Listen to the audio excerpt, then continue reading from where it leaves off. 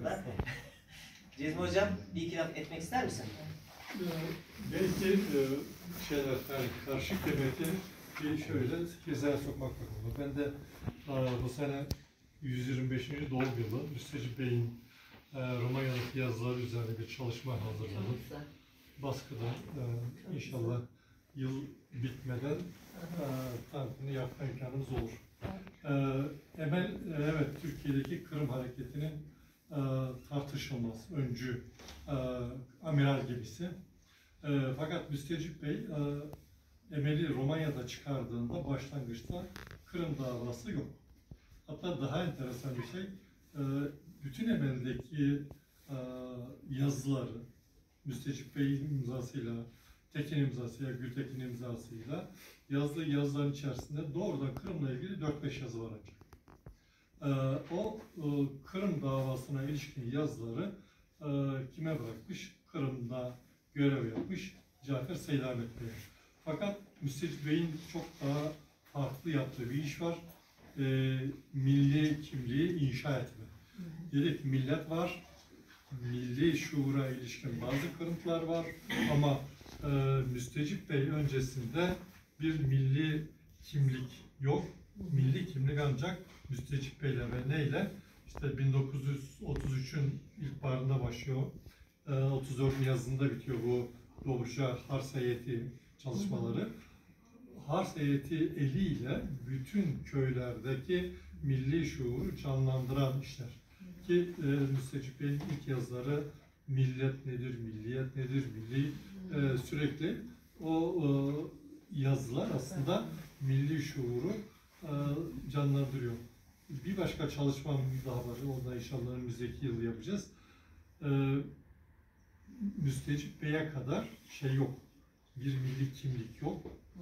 Diğer bütün gazetelerde ortakça bir milli şuurumuz yok, milli şeyimiz yok, ne yapabiliriz, aydınlarımız şunu yapsın falan. Ama bunu hal yoluna sokan Müstecip Bey.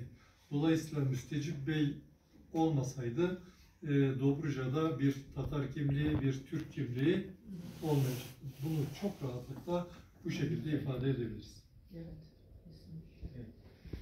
O çok büyük bir katkı.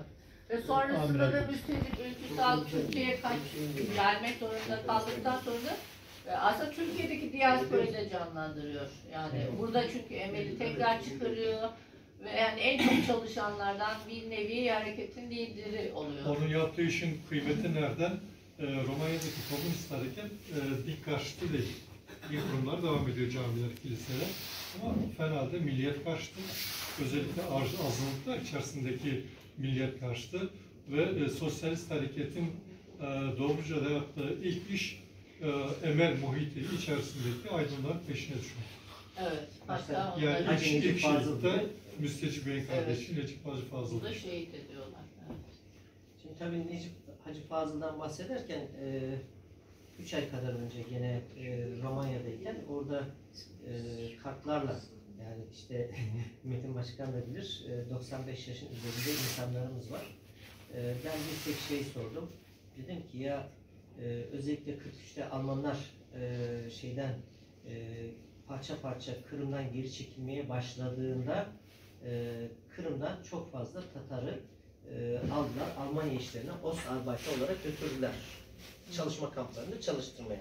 Ama bunun yanında özellikle Kırım'da kalmış olan bizim milli fırkanın temsilcileri de geldi. Fakat onların hiçbiri Almanya kamplarına gitmedi. Onlar hepsi Türkiye'ye kaçırıldı. Nasıl oldu dedim. 95 yaşında hala diyor ki bu konuda konuşamayız. Maalesef konuşmak zor. Yazılı bir belge yok. Bulabildiğimiz belgeler yok ama başta rahmetli Necip Hacı Fazıl gibi insanlar bu işleri çok güzel planladılar.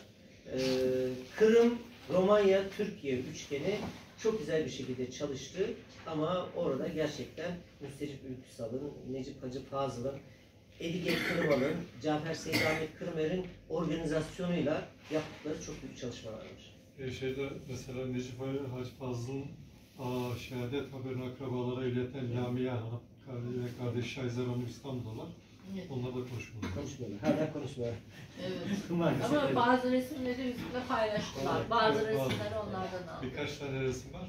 Evet. Fazlası yok maalesef. Evet, sorular varsa şu Bey tanımak